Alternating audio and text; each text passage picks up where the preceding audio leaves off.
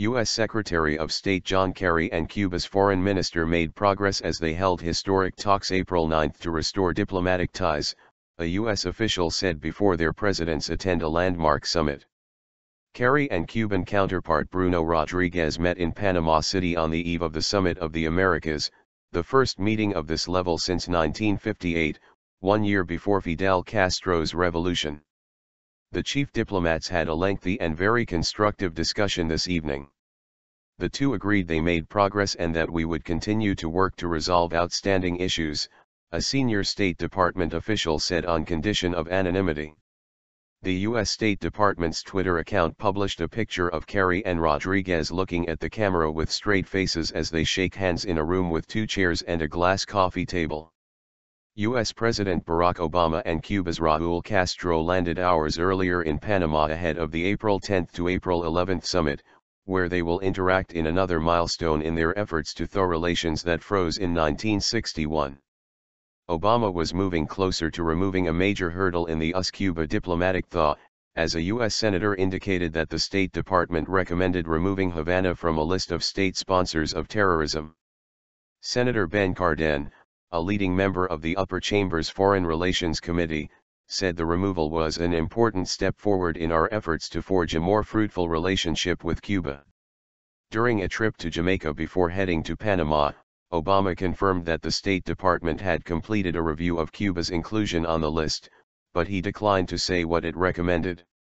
Having Cuba's name on the list has been a major sticking point in negotiations aimed at reopening embassies, which closed after the foes broke relations in 1961. The blacklisting meant that Cuba was subject to a ban on weapons exports and economic aid as well as financial sanctions that make it difficult to get World Bank and other loans. Cuba was first put on the list, which also includes Syria, Sudan, and Iran, in 1982 for harboring ETA Basque separatist militants and Colombian FARC rebels. Obama said the overall talks on establishing diplomatic relations with Cuba were moving along as he expected. I never foresaw that immediately overnight everything would transform itself, that suddenly Cuba became a partner diplomatically with us the way Jamaica is, for example, he said. That's going to take some time. I do think that we'll be in a position to move forward on the opening of embassies in respective countries, Obama said. An announcement about the terror list during the 35-nation summit would add to the historic symbolism of the gathering. The meeting will mark the first time that a Cuban leader attends the event. Mark Weisbrot, director of the Washington-based Center for Economic and Policy Research think tank, said removing Cuba from the list would be just the beginning of efforts to normalize relations. This is just a bare minimum first step, Weisbrot said, noting that Havana also wants Congress to lift the U.S. trade embargo and Washington to abandon the Guantanamo Bay naval base on Cuba's eastern edge. Before Cuba can be removed from the list, Congress will have 45 days to decide whether to override Obama's recommendation. U.S. lawmakers who have been critical of the diplomatic détente could seize on the review of the list to further attack Obama's Cuba policy. U.S. Senator Ted Cruz, a Cuban-American Republican running for his party's presidential nomination, has been among the most vocal critics of the rapprochement.